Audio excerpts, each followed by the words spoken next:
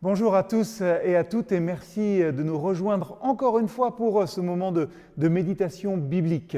Nous continuons notre lecture du livre de l'Exode et je redécouvre avec plaisir ce livre lors de notre lecture tous ensemble. Et c'est vrai, c'est un vrai plaisir de le faire.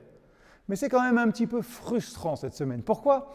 Eh bien, parce que c'est bientôt Noël. Nous sommes déjà bien rentrés dans le temps de l'Avent et moi, j'aime Noël. J'aime me préparer à la venue de mon Seigneur, à cette lumière du Sauveur qui vient dans notre monde. Vous aussi ? Si c'est le cas, tant mieux. Parce que je vais essayer cette semaine un exercice un petit peu difficile.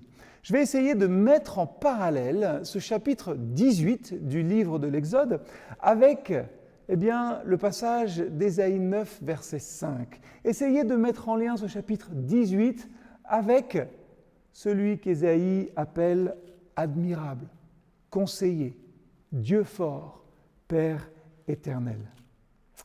C'est pas facile, et pourtant. Alors, vous serez peut-être d'accord avec moi, mais Noël, c'est la saison des prises de tête, des mal de tête. Chez qui on va ? Chez tes parents ou chez les miens ? Vous voulez faire un cadeau à quelqu'un de votre famille, et notez bien que je ne dis pas à quelle personne il faudrait le faire. Quand enfin vous avez fait le choix et que votre choix s'est porté sur un fabuleux robot ménager, que sais-je, je vous évite toutes les réflexions précédentes, eh bien Amazon vous propose plus de 2000 modèles différents. Il faut encore choisir dans cela. Et je vous vois, messieurs, rigoler, mais si je fais la même chose avec les perceuses, eh bien Amazon me donne 40 000 références différentes. Bref, j'ai parfois l'impression qu'on va avoir du mal à choisir. Et dans notre société, en ce qui concerne Dieu aujourd'hui, j'ai l'impression que c'est un peu le même problème. Il y a un vaste éventail de choix dans que penser et que croire. Il y a même ce choix un petit peu bizarre de dire « il n'y a pas de Dieu ». Puisque c'est de saison. Pour certains, Dieu ressemble terriblement à un vieillard avec une barbe blanche. Vous savez, le genre grand-papa, et je vais caricaturer, un big up à tous les grands-papas. On ne le voit pas souvent, mais on sait qu'il est là et il nous veut du bien, donc parfois il nous envoie un petit billet. Alors on me souffle dans l'oreillette aussi que ça ressemble terriblement au Père Noël.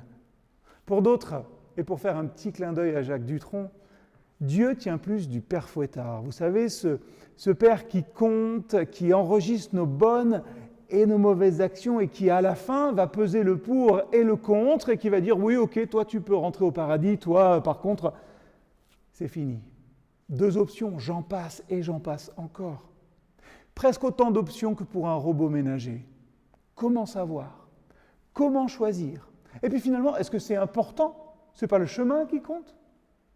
C'est aussi à ces questions que notre chapitre 18 de l'Exode nous aidera à répondre.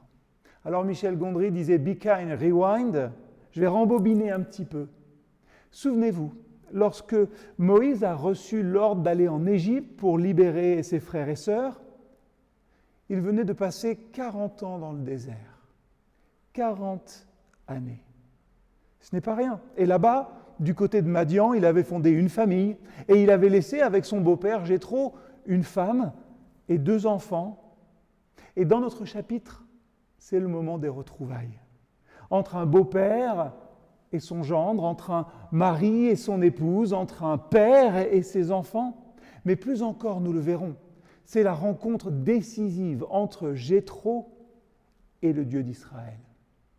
Un Dieu qu'il découvre comme n'étant pas un Dieu comme les autres. Ésaïe déclare que lui, l'enfant qui naîtra lors du premier Noël, sera appelé entre autres Dieu puissant. Car un enfant nous est né, un fils nous est donné. Dieu lui a confié l'autorité. On lui donne ses titres, conseiller admirable, Dieu fort, Père pour toujours, Prince de la paix. Première grande déclaration d'Ésaïe, il y a un Dieu. Et quel genre de Dieu ? Quand Ésaïe utilise le terme générique de Dieu, il a quelqu'un de spécifique en tête. C'est le Dieu dont Jéthro a entendu parler dans notre texte du jour. Le Dieu qui a été avec Israël depuis Abraham, quand le peuple qui faisait peur à Pharaon par son nombre n'était encore qu'une seule famille, jusqu'à en faire une grande nation. Ce Dieu a un nom. Et ça, ce n'est pas rien. Alors on a parlé de choix d'Amazon et je m'en excuse, mais aujourd'hui comme hier, dire simplement Dieu, c'est choisir une catégorie dans laquelle vous allez piocher un petit peu ce que vous voulez. Dieu, c'est facile à dire. À l'époque biblique, par exemple, à l'époque de Jéthro et de Moïse, tout le monde croyait en un Dieu. La question n'était pas « est-ce qu'il y a un Dieu ?», mais plutôt « quel genre de Dieu c'est ton Dieu à toi ?» Est-ce que la question est si différente aujourd'hui ? Jéthro va faire la connaissance du vrai Dieu parce qu'il en a entendu parler et parce qu'il en a entendu parler précisément. Jéthro, prêtre de Madian et beau-père de Moïse, entendit parler de tout ce que le Seigneur Dieu avait fait pour Moïse et pour Israël, son peuple. Il apprit comment le Seigneur les avait fait sortir d'Égypte. Qui est vraiment Dieu pour vous ?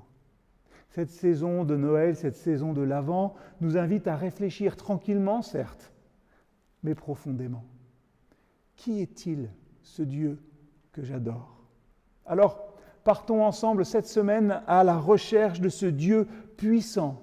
Et en attendant, aujourd'hui, posez-vous 2 questions.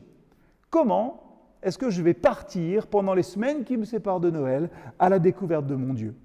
Et s'il y avait plus dans Noël que ce que je peux penser. La deuxième, c'est comment est-ce que je vais raconter ce qu'il se passe à Noël ? Et peut-être même face au public le plus difficile, mais proche. Comment vais-je raconter ce que Dieu a fait, certes, mais qui il est pour moi ? Pour que d'autres Jéthro puissent ouvrir les yeux et qu'ils puissent dire avec nous « Waouh ! Oui, le Seigneur est le plus grand de tous les dieux. » Bonne journée.